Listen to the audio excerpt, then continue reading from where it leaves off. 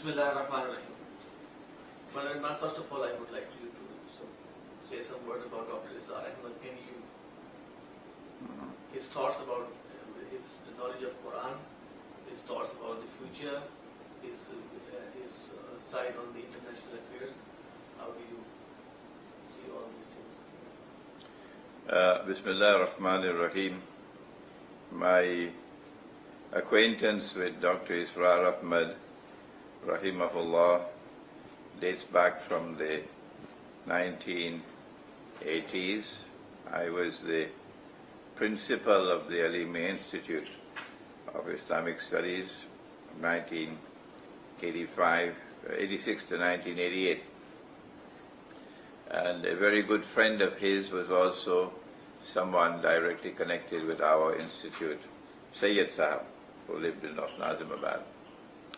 And through Sayyid Sahab I got to meet with Dr. Israr. It was a very great privilege for me.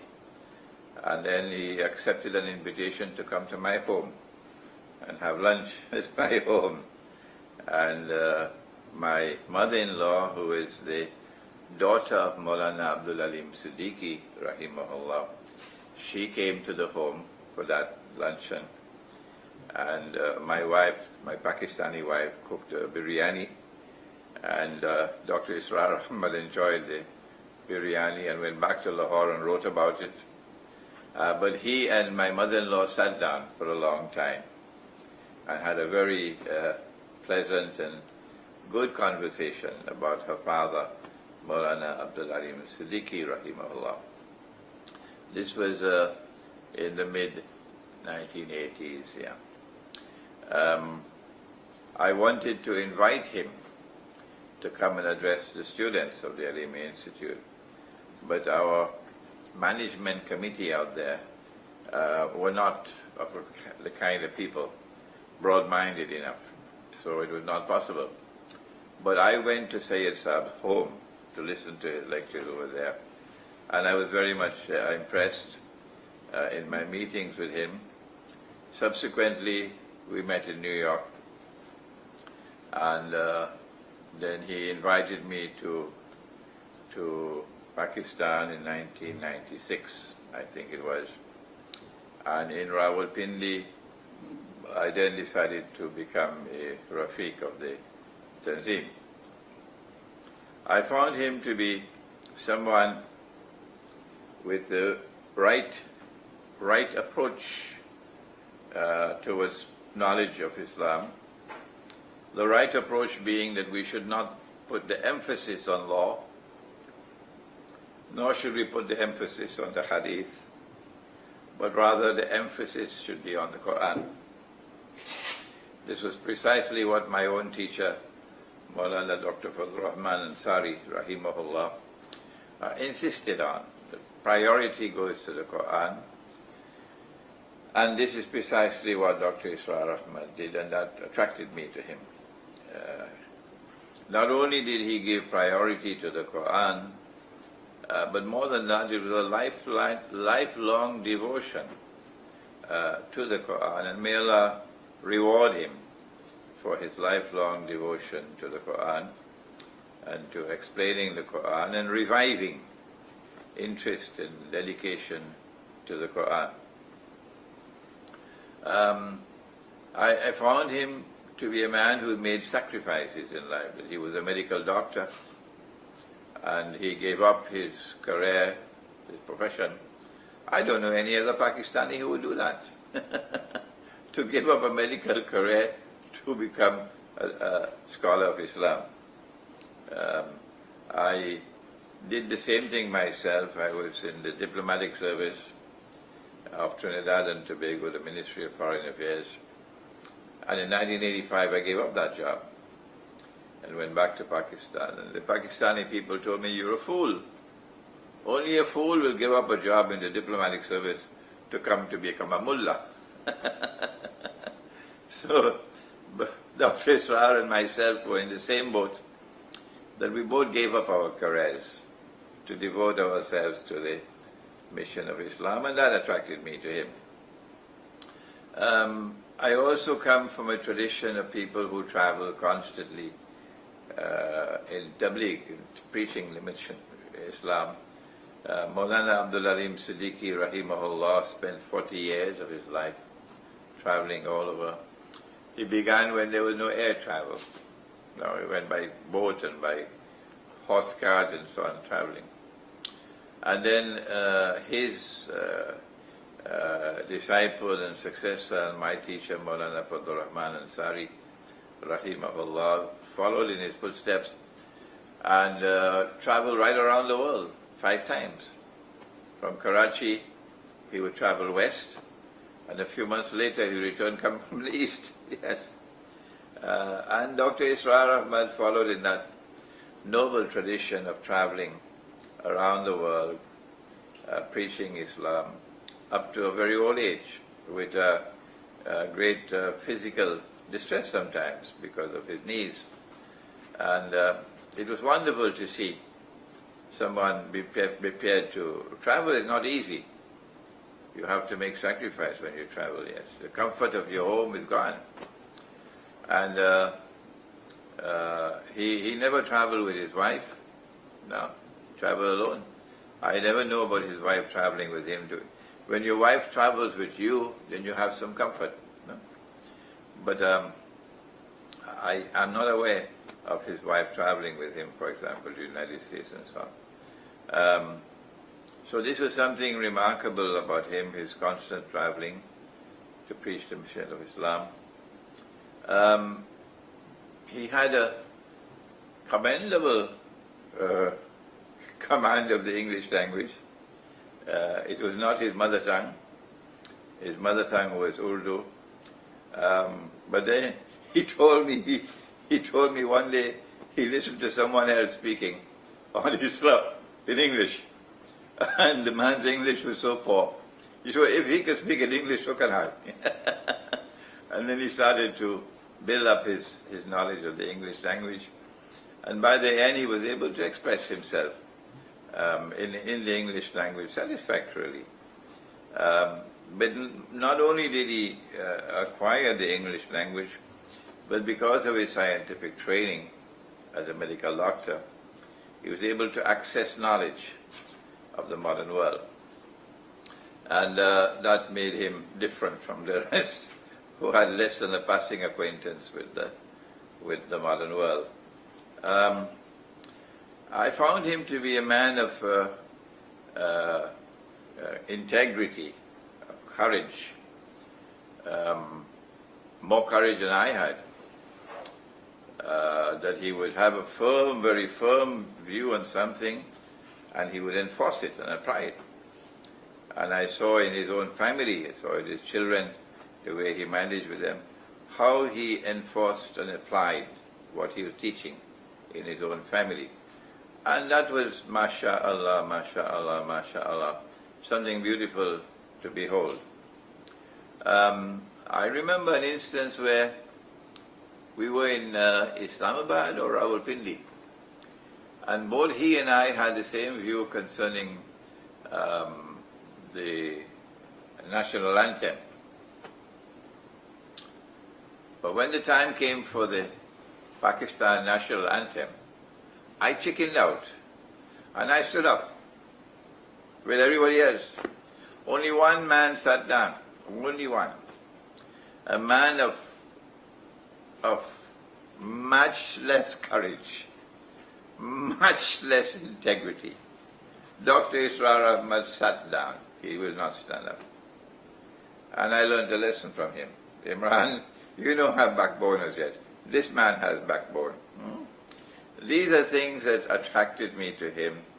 That, Khidr alayhi salam, you'll find him sitting on a rock. You won't find him sitting on shifting sands, on a rock. And Dr. Israr Ahmed was like that, a man sitting on a rock. His views were cast in concrete. So these were very endearing memories of mine, of my relationship with him. I benefited tremendously, yes. I benefited from my attachment with Maulana Fadlur Rahman Ansari, in another way. And I benefited from my attachment with Dr. Israr Ahmed in another way. The most important thing I got from Dr. Israr Ahmed and from those around him was what he got from Maulana Abdullah Maududi, rahimahullah. And that is the concept of Iqamatul Deen, the importance of the establishment of the Jama'ah, the appointment of the Amir, the relationship of as-sam'u wa ta'atu, the enforcement of the Sharia. This I was not aware of. I had no practical guide in this, because the other Islam to which I had been introduced was the one which was directed towards the heart of the individual, to restore faith, to restore the Islamic personality of the individual. And of course that is of supreme importance. You cannot establish the deen unless you restore the faith of the individual. So this by itself was not enough. When this combined with that, that made it a complete whole. And it was something beautiful to behold. I have to congratulate him again and again and again and again for creating the Tanzim Islami. It was a beautiful Jama'ah, a beautiful Rufaka, lovely discipline in that Jama'ah, and I only benefited. And I have with me golden memories of the time that I spent with the Tanzim Islami. Seldom will you find today in the world an Islamic movement built so beautifully, with such discipline in it, such an emphasis on knowledge, on thinking and so on, as you would find in the Tanzim Islami. And finally, I was surprised and delighted to see that the Tanzim Islami was not involved in electoral politics. I was surprised and I was delighted, because that's also my position, where we differ with Maulana Abul Ala Maududi, that we are involved in politics. Yes, we are, but not in electoral politics. And up to this day, the Tanzim has held on to that position of theirs, that members of the Tanzim do not vote in elections and are not in part of electoral politics. So this is a brief introduction to my relationship with Dr. Israr. Now coming to the point, Imran, about Dajjal.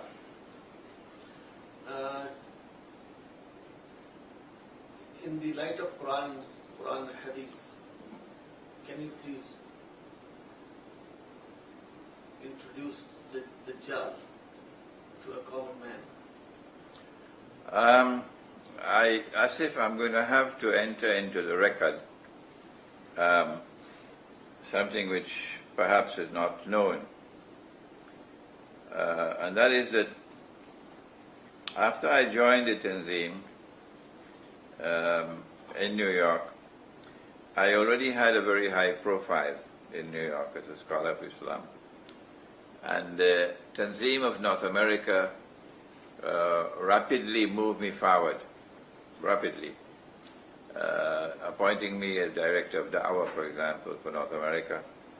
And so I was involved in public lectures.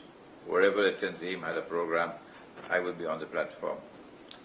But the mid-90s and the late 90s was precisely that period of time when I was entering into Ilmu Akhiru Zaman, because New York was the best city of all to know the world.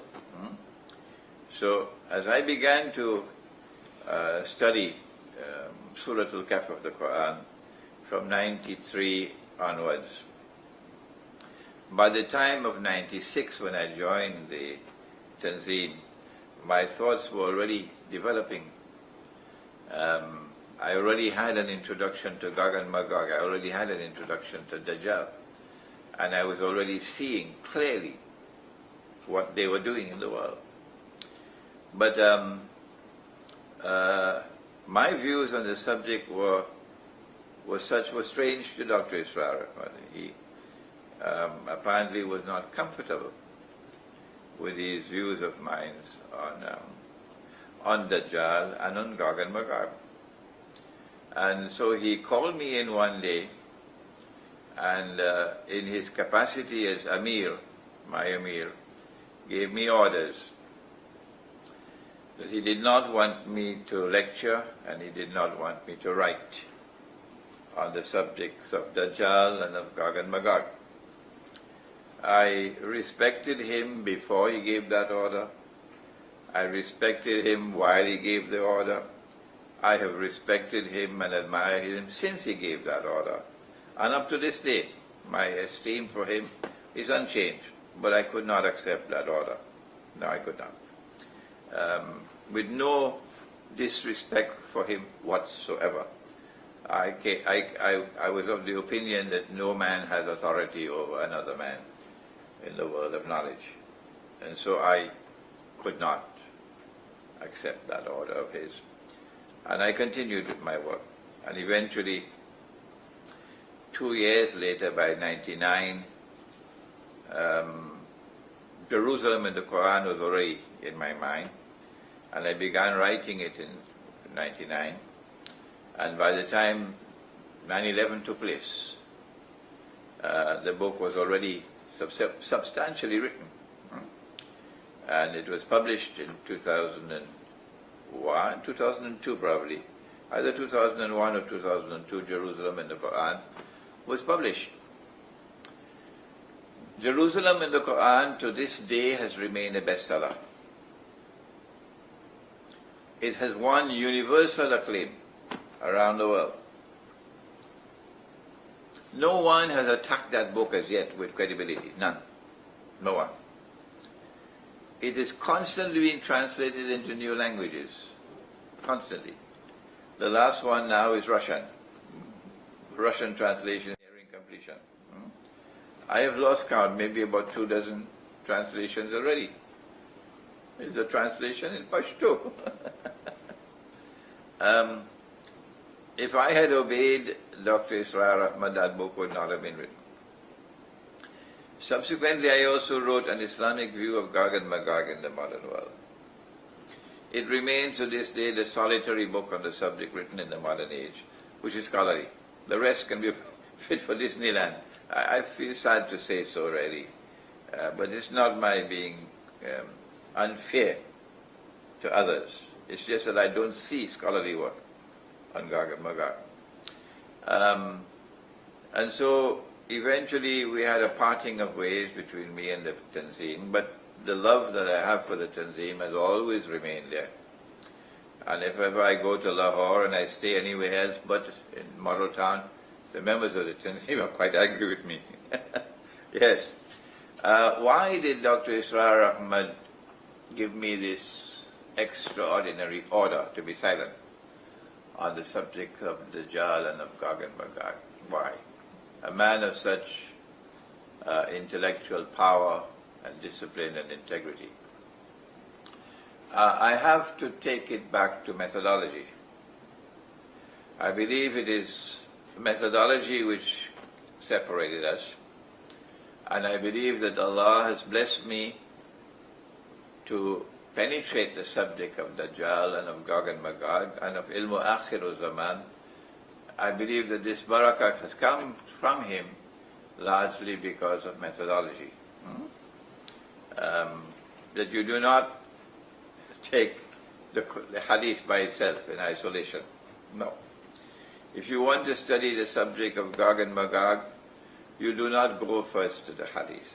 No, that's wrong. That's not the right way. You must first go to the Quran and let the Quran teach you the subject of Gog and Magog. And then you go to the hadith. Secondly, you must, when you go to the Quran, you must be able to treat the verses of the Quran like the stars in the sky. The stars in the sky are not just isolated stars. No. Allah didn't put the stars in the sky just for beauty. He says in Surah Al-Mulk, وَلَقَدْ بَعْدَ أَعُوذُ بِاللَّهِ مِنَ الشَّيْطَانِ الرَّجِيمِ وَلَقَدْ زَيَّنَا السَّمَاءَ الدُّنْيَا بِمَصَابِحِ إِلَى آخِرِ الْآيَةِ. By using the word masabih, plural of misbah, you have an absolutely important, strategically important lesson concerning methodology. That you have to understand how the stars are connected to each other, if you're able to use the star as lamps to see. Similarly, you have to know how the ayat of the Quran are connected to each other. If you're able to understand and be able to, the ayat of the Quran become like lamps for you. Okay? And mashallah, we have so many distinguished scholars of Islam all through the ages who have devoted their lives to this subject.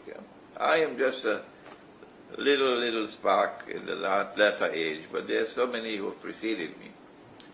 Maulana Fadlur Rahman Ansari rahimahullah gave us this beautiful phrase. He says, in order for you to be able to put the ayat of the Quran together and organize them as a whole, you have to locate what he calls the system of meaning. It is like a necklace, and you have the pearls, and you have the string. And you have to put the pearls onto the string to make a necklace. So that string, that taga, that twine, is the system of meaning of the ayat. You cannot locate the system of meaning without an intellectual jihad. And more than that, it is more than the rational faculty that has to be at work. More than the rational faculty. It has to be both the head and the heart. It has to be external knowledge and internal insight, or basira. When these two combine together in the study of the Quran, you're able to locate that system of meaning. And then you'll be able to read the Quran correctly. So when you do that for Gog and Magog, then you will be able to go now to the hadith. And if a hadith is in harmony with the Quran, you accept it and put it on the necklace, and your database is expanding. If a hadith is neither in harmony with the Quran nor in conflict with the Quran, you still accept it, of course, but it'll have a lower status. But what happens when a hadith is in conflict with the Quran, or it appears to be in conflict with the Quran? Answer, you put it aside. You put it aside. You do not give priority and precedence to a hadith over the Quran. When this methodology is used, only then can you understand the subject of Gog and Magog. And it is our sadness, really, the sad reality, that our scholars of Islam, so many of them, have chosen on the basis of one solitary hadith to come to the conclusion from which they are not budging. Come rain or sunshine, they are not budging. That Gog and Magog will be released only after Nabi Isa alayhi salam returns and he kills Dajjal. Before that, there is no Gog and Magog. That is so sad, because when you hold on to one solitary hadith and you come to your conclusions cast in concrete, you have disrespected the Quran. And I hope and pray that these words of mine might wake up those who listen to me. Similarly with Dajjal. The fact that Dajjal is not to be found, no mention of Dajjal by name in the Quran, no mention by him, is important. It is important. But the Quran says that it is tibyanan likulli shay. It explains all things, so it must explain Dajjal.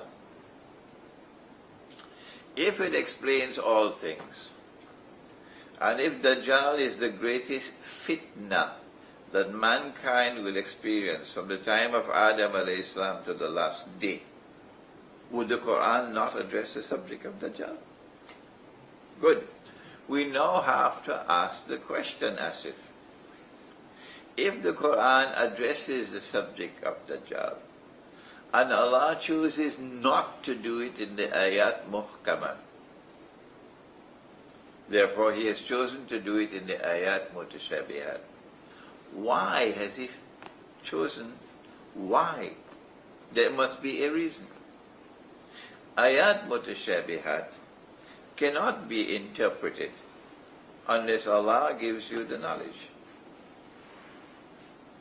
In other words, Allah is reserving this subject for Himself.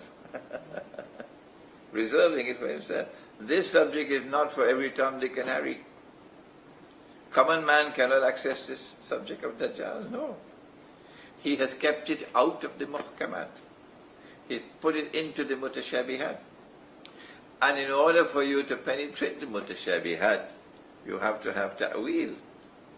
And that ta'wil is possible only for Allah and for the rasikhuna fil ilm, meaning serious scholarship for Dajjal. Because we have not adopted this approach of recognizing the two oceans of ayat in the Quran. And you know about the full stop. You know about that, if you'll allow me to call it, that wicked full stop. That wicked full stop. Whoever put that wicked full stop, one day we must know who he is, identify him. That because of that wicked full stop, how many scholars have now come to the conclusion about mutashabihat. Only Allah knows the meaning. Only Allah knows the meaning. So full stop, that's it. There's no way to access Dajjal through the Quran. If you cannot use the Quran to access Dajjal, and you only go into the Hadith, oh my gosh, Dajjal is going to make you dance to every tune he wants to play. And you'll be running around in circles. You'll be confused. Okay? Because you're not going to the Quran first. I think this is part of the reason why we have this tremendous void in the world of Islamic scholarship today, an incapacity to penetrate the subject of Dajjal. Today is not the day as if for me to spend the next 1 hour introducing Dajjal. But what I have done is to explain why we are at this standstill. We cannot move forward to explain, to understand, to penetrate the subject of Dajjal. It is a subject problem of methodology. Dajjal, there is a fitna of Dajjal. That we think that we are already in it. How would you recommend a Muslim to be away from this fitna? I thought you were going to speak in Urdu and I will speak in English. Urdu में बोलो दज्जाल की sir से बचने के लिए नबी अकरम सल्लल्लाहु अलैहि वसल्लम ने उम्मत मुस्लिमों को क्या है जी if we are to respond properly to Dajjal as an ummah, it is necessary for us to not only adopt the proper methodology, we must also receive Allah's grace. And Allah's grace comes down in the form of knowledge coming down directly from Allah. Allah's grace would not come down if the heart of the individual is not a special kind of heart. He is Ar-Rahman. And that famous hadith with which you begin the study of Sahih Bukhari, Ar-Rahimuna yarhamahum ar-Rahman, irhamu man fil ard, yarhamukum man fis sama. وَمَا أَرْسَلْنَاكَ إِلَّا rahmatan lil alameen. So rahmah is a foundation pillar, and you cannot access knowledge from Allah unless you are yourself built on the foundation of rahmah. And this gives us now the model of scholarship for this age, through which this ummah can address the subject of Dajjal. The model of scholarship of this age is not the Darul Uloom. No, it's not the Darul Uloom. It's a different epistemology in which knowledge must come directly from Allah. And who is that individual who personifies the model of scholarship in Akhirul Zaman? He's there in Surah Al-Kahf. He's Khidr alayhi salam. Khidr alayhi salam. And Islamic scholarship in India and Pakistan is more advanced than the rest of the world. Because Iqbal recognized as plain as the sunshine, that's how Iqbal recognized that model of a scholarship. I don't know much Urdu, and I do not know much of these verses, but this one I memorized because your father helped me. हजारों साल नरगिस अपनी बेनूरी पे रोती है, बड़ी मुश्किल से होता है चमन में दीदावर पैदा.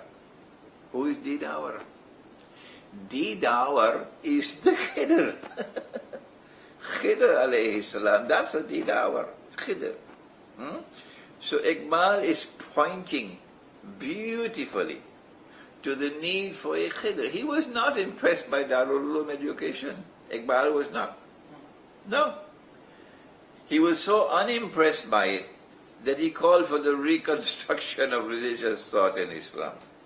Because what was coming out of the Darul Uloom was inadequate for facing the challenges of the modern age. Okay? Iqbal called for Didawar. Didawar is Khidr alayhi salam. If we are to get out of the mess in which we are today, if we are to have a tomorrow in which the world of Islamic scholarship will now function credibly, using the Quran to understand the reality of the world today and respond to it appropriately, it will be on the basis of following in the what you call Naqsh Qadam, the footprints of Khidr alayhi salam.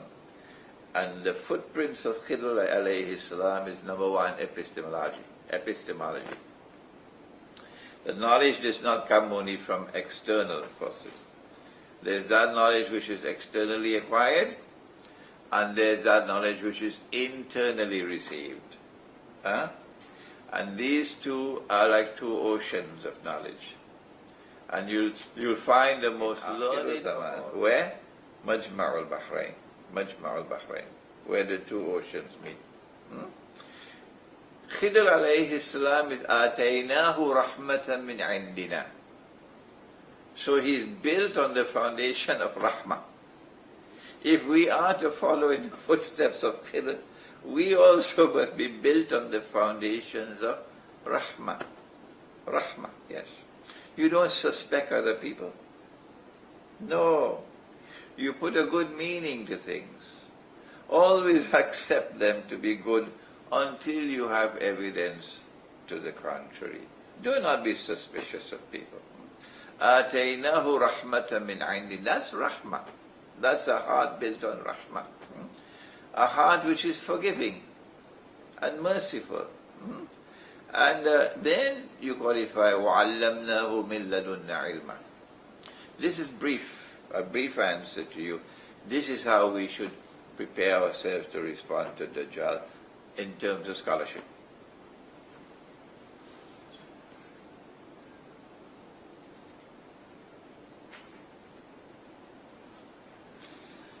ये कहा जाता जाता है कि दज्जाल जो है उसके पास खुदाई ताकतें होंगी, उसके पास खुदाई ताकतें होंगी, खुदाई ताकत, हाँ, जिसको चाहेगा रिस्क देगा, जिसे चाहेगा रोक लेगा।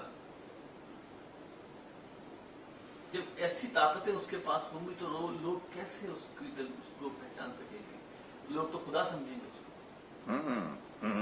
वो तो हो गया। They are already worshipping Dajjal. हाँ जी, the world is already worshipping Dajjal. वो तो, this is not a matter for the future. ये तो हो गया, हो गया. Where is the evidence that the world is worshipping Dajjal? Answer: anytime Dajjal takes you on one road, you follow him and you go on that road. Allah subhanahu wa ta'ala created the donkey and the mule and the horse and the camel.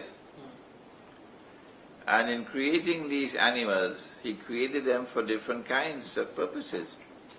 There's the oxen and the bison and so on for big loads, traveling loads, long distances and so on, strong animals. And the camel, which can keep water in its stomach, alright? And that water, the camel drinks enough water for maybe, 2 weeks, the camel can do without water. And if you're dying for thirst in the desert, and you kill the camel, you can get some water. Yeah. So these animals are not fashioned by accident. Lo and behold, Dajjal comes with oil and mechanized transport. And what happens to the entire world of transport that Allah created? Where is it today? Subhanallazi sakhkhara lana hadha. Where is the hadha today? Huh? Nobody rides a donkey anymore except in the villages. Even in the desert they're not riding camels anymore. They have these four-wheel drives for the desert. Nobody rides a camel anymore. And suddenly it's gone. But Allah did not create the horse only for traveling. No. The male, when he uses a horse, he gets exercise for his body. He gets exercise for his male functions. As a man, his virility as a man, all right? His sexual prowess. All of these things are connected with the exercise that he gets from riding horses.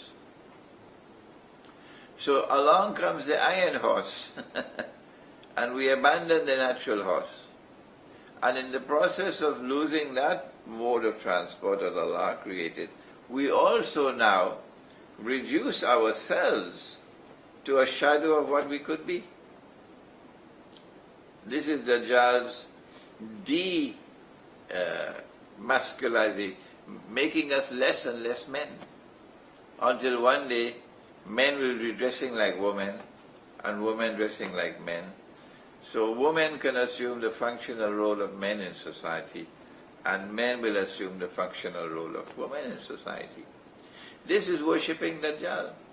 Dajjal took the dinar and dirham out of the market.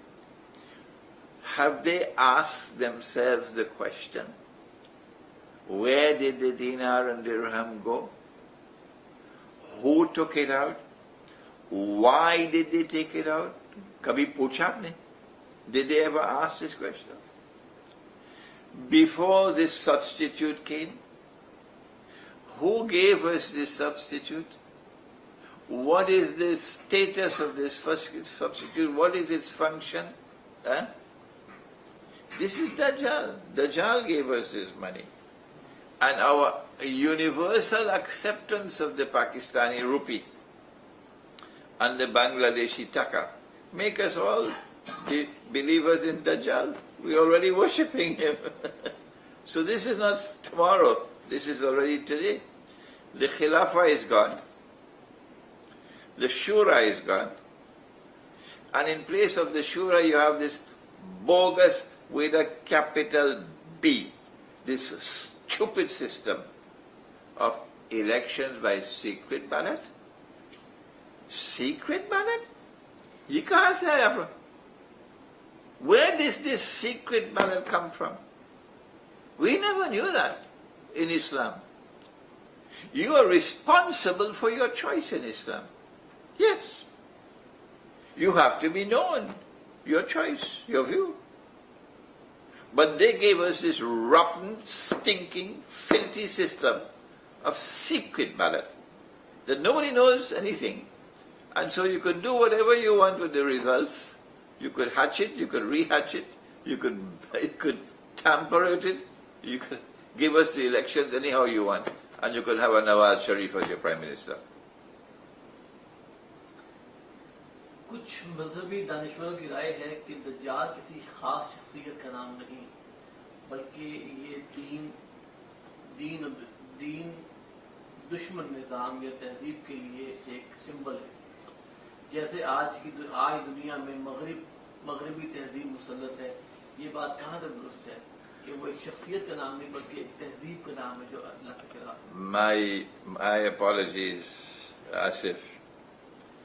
People who express such an opinion don't even have an introduction to scholarship. They are not scholars. You're wasting your time with such people. Yes, they are not scholars. No, they probably know how to cook biryani, but you cannot admit them into the world of scholarship if you express such an opinion. No, because it is elementary. Elementary.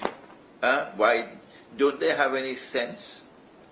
The Prophet ﷺ introduced Dajjal to us as Al-Masih al-Dajjal.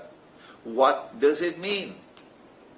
This is Khansama's thought.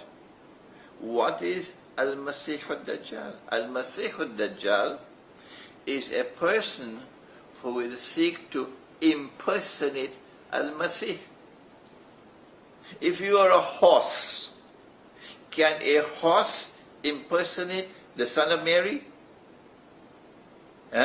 If you are a jackass, can a jackass impersonate the son of Mary? No. Even if you're an angel, you still have to come in the form of a human being. Even if you're a jinn, you still have to come in the form of a human being if you are to successfully impersonate the Messiah. So Dajjal has to come in the form of a human being and declare, I am the Messiah, for the Jews to accept him as the Messiah. But he has to do more than that. The Messiah has to come from the house of Dawood alayhi salam. So he has to demonstrate who is his father and who is his mother and grandfather and grandmother. I don't need to speak anything more on that. Yajuj और माजूज इनका जिक्र कुरान में है आजकल हम याजूज और माजूज किनको कहेंगे Gog and Magog today are located in the Judeo-Christian Zionist alliance, full stop. For me to explain more, it will take a long time. I have to go to the Quran, and having finished with the Quran, then I have to go to Hadith. So I give you the conclusion at the end. That's it. Gog and Magog are the Judeo-Christian Zionist alliance.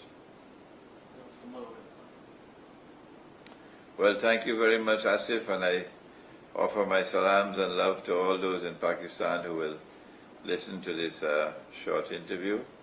And I pray that one day Allah make it possible for us to meet again, inshallah. Okay, assalamu alaikum. Bismillah.